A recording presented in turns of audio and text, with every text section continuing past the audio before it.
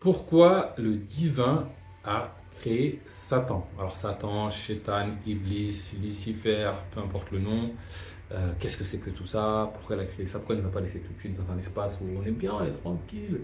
Pourquoi nous créer l'épreuve de Satan? Quel est le but qui se cache derrière? Quelle est l'essence qui se cache derrière? C'est la question que nous allons traiter dans cette vidéo.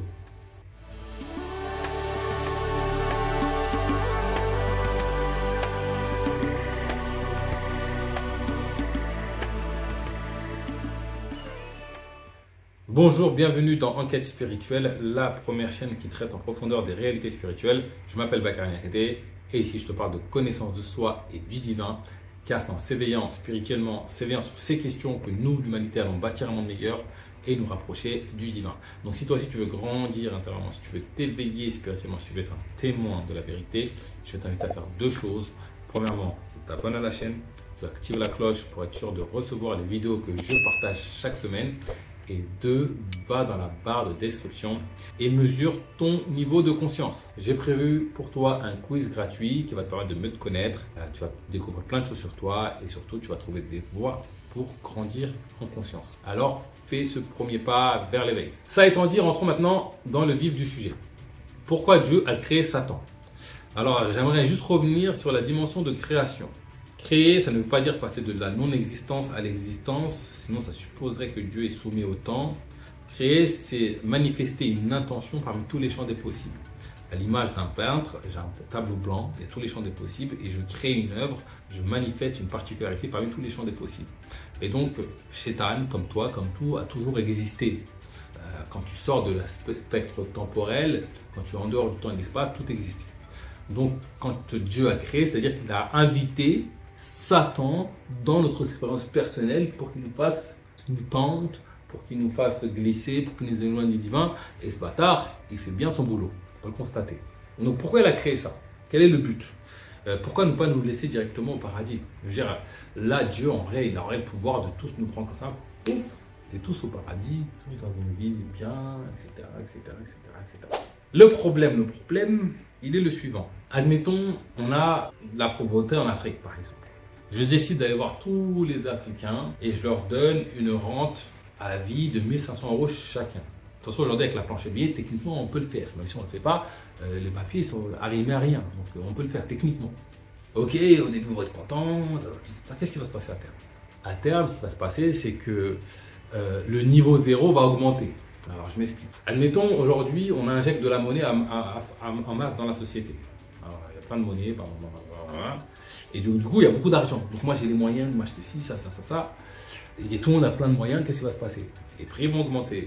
Et une minorité va s'accaparer encore la majorité, etc.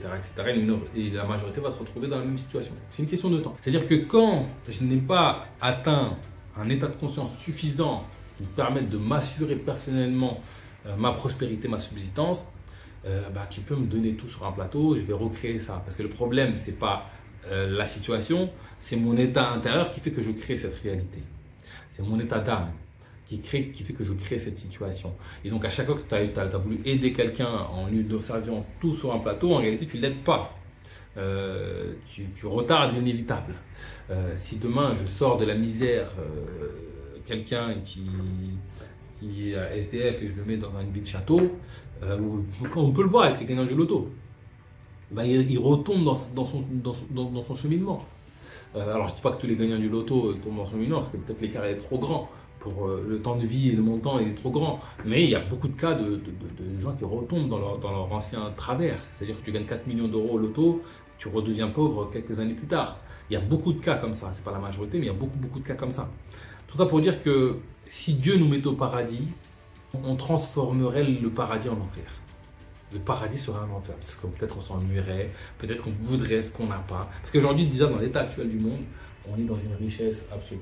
C'est-à-dire qu'on a plein de choses, on est en santé, on peut faire plein de choses, on peut bouger, on peut voyager. L'expérience, elle est riche absolument, mais on ne voit pas, on dit que c'est banal parce qu'on a l'habitude, parce que c'est présent, parce que c'est en abondance. Mais c'est une expérience d'une richesse absolue, on ne sait pas le voir.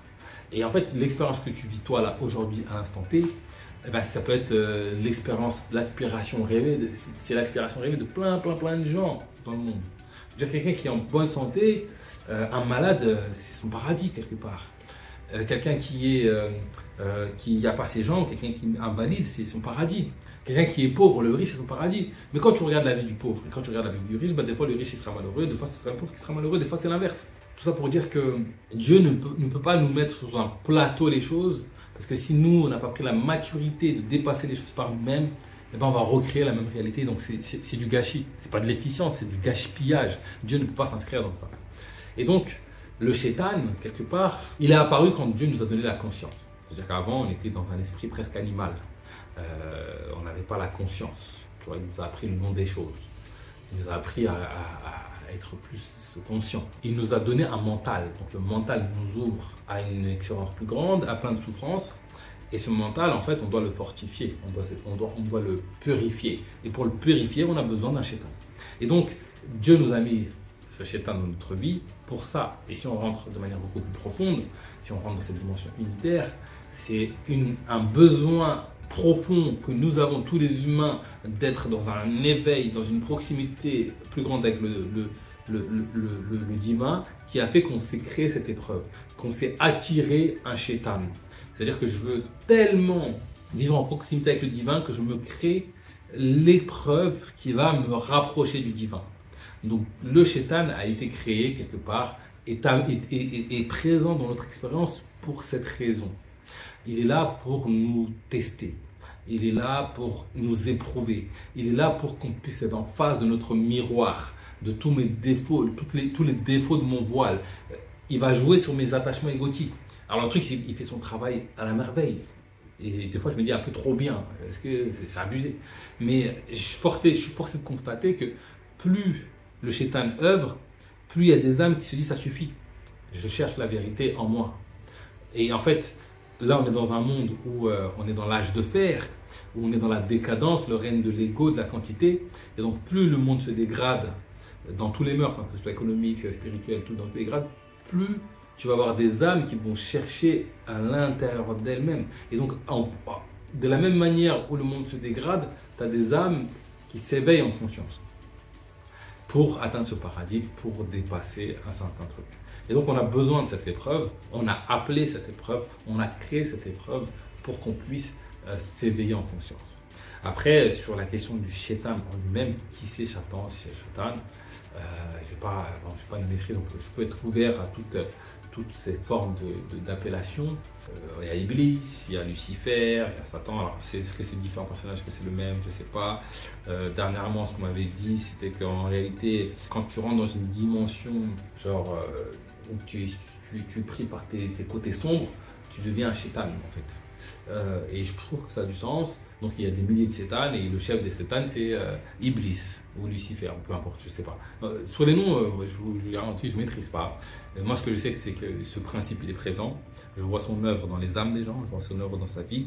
Je pense que c'est à la fois une personne qui représente cet égrégore qui est Satan, mais à la fois c'est présent dans chaque être parce que tout est en nous. Et donc on a tous une part de Satan en nous, on a tous ce côté chétanique, satanique et luciférien en nous, peu importe le nom. On a tous ce principe-là. Et donc parfois je vais être mu par mes penchants sataniques et parfois je vais être mu par mes penchants angélique quelque part, en fonction de mon état de conscience, en fonction de l'état de mes voiles, en fonction de mon cheminement, en fonction de mes peurs, en fonction de plein de choses. Et en même temps, il va y avoir cette identité, c'est-à-dire qu'il y a un shaitan intérieur, un shaitan extérieur, entre guillemets. Et donc le shaitan extérieur, il va m'influencer à travers l'élevage, à travers de l'insufflation, de la programmation mentale, etc. Dans la société, moi je vois l'œuvre du shaitan, ça n'a pas de pouvoir, mais moi je le vois gros comme une maison. Il est là, il est présent, il œuvre, il fait son taf, il le fait bien. Pour nous éloigner des vérités spirituelles, pour nous éloigner de Dieu, pour nous maintenir dans l'ignorance, etc. Mais plus il fait ça, plus ça ouvre la volonté à des âmes de dire ok, ça y est, ça suffit là. Le monde est trop, il faut que je trouve une voie de libération. Et donc tu vas chercher à droite, à gauche, en haut, en bas, et à un moment donné, à l'intérieur de toi. Et du coup, ça t'ouvre un accès direct vers le divin. Et quelque part, ça c'est une de mes hypothèses par rapport à Satan, parce qu'on parle beaucoup que c'est un ange déchu. C'est-à-dire qu'il atteint un certain niveau de conscience et ensuite il est descendu. Et donc en fait il y a deux hypothèses. C'est qu'il est atteint un niveau de conscience élevé et ensuite par l'orgueil ou par l'ego, ben, il a baissé en conscience. Et du coup c'est ok, il a un niveau de conscience toujours haut mais il a baissé en conscience. Ce qui fait que ça le pousse à faire cet acte-là. Ça, c'est une première hypothèse qui a son sens, qui a sa place. Mais j'ai aussi une autre hypothèse qui a également sa place et son sens, à mes yeux en tout cas. C'est que Satan s'octroie lui le mauvais rôle, entre guillemets. Le mauvais rôle, c'est-à-dire qu'il sait la finalité de ce que ça va causer son action dans le monde. Il sait qu'en faisant ça, il va inviter les âmes à s'éveiller spirituellement. Il sait qu'en détruisant l'humain et en faisant bien, c'est le moyen qu'on soit confronté à nous-mêmes, à ce feu de la vie, à ce feu de l'enfer qui est la vie. Et justement qu'on va trouver la force de purifier notre ego pour transcender les choses et se rapprocher du divin. Il sait l'effet de son travail. Et donc, il décide de le faire en connaissance de cause. C'est-à-dire qu'il est conscient du mal que ça va générer, mais il est à la fois conscient du potentiel éveil que ça peut générer chez l'humain. Alors, le problème, c'est qu'on a tous le libre arbitre, donc, et un seuil de tolérance à la douleur plus ou moins grand. Donc, on peut dégrader le monde à fond, etc., etc. Et ben, il y en a qui vont dire non, c'est bon, je reste dedans. Tu vois, et il y en a qui vont dire non, c'est trop, ça suffit. Et ben, pour eux, c'est pas assez. C'est-à-dire qu'on a un seuil de tolérance à la douleur qui est très, très haut. En réalité, on se sous-estime. Des fois, moi, quand je vois la dégradation du monde, je dis c'est pas possible, c'est trop. Mais quand je vois le nombre d'endormis par rapport au nombre d'éveillés, je me dis en fait non, rajoute en fait. Parce que plus tu rajoutes, plus il y a des éveillés. Donc voilà, le monde est ainsi. C'est-à-dire qu'on a besoin de ce personnage pour s'éveiller. Son action, effectivement, fait mal, elle est douloureuse. On doit œuvrer pour le cheminement lumineux, mais il faut un acteur pour faire ça. Donc cet acteur, soit il le fait parce qu'il a perdu en conscience, soit il le fait parce qu'il est pleinement conscient, peu importe, ça ne change rien en réalité. Les deux hypothèses sont possibles, mais en tout cas, on a besoin de ça. Et c'est aussi un appel de nous-mêmes. Si je veux devenir musclore, eh ben, il faut que j'éprouve les machines de musculation. Il faut que je fasse l'épreuve de la musculation. Et donc, j'appelle la machine de la musculation, je paye mon abonnement pour avoir ces muscles. Et ben, c'est le même principe pour le Satan, le Shaitan. C'est-à-dire que si je veux être libre pleinement de tous mes attachements égotiques, si je veux être libre de créer ce que je veux, je veux avoir une confiance absolue en moi et au divin, et ben je dois dépasser tous les voiles de mon ego. Et donc si mon attachement égotique c'est la pauvreté, il va me ramener la pauvreté. Si mon attachement égotique c'est certaines injustices, il va me ramener ça. Si mon attachement égotique c'est, je sais pas, X ou quelque chose, il va me ramener ça. Et il nous confronte à notre ego, à tous nos peurs de l'ego, il manipule notre ego un maximum, jusqu'à ce qu'on se rende compte de la supercherie, prendre le temps de se connaître et puis qu'on trouve des voies d'élévation, de dépasser tout ça. Le Shaitan a son rôle, il a sa place dans le monde, il fait partie du tout, il fait partie de toi, il fait partie du divin. Le Shaitan n'est pas exclu du tout, il n'est pas exclu du divin, il fait partie du tout. Tout est un, je vous le rappelle, c'est écrit là. Donc voilà, c'est tout pour aujourd'hui. Comme d'habitude, si cette vidéo t'a plu, je t'invite à laisser un pouce bleu, mets-moi en commentaire. Tout est un, comme ça je sais que tu as vu la vidéo jusqu'au bout et je te donne rendez-vous très prochainement pour du nouveau contenu autour de l'éveil spirituel.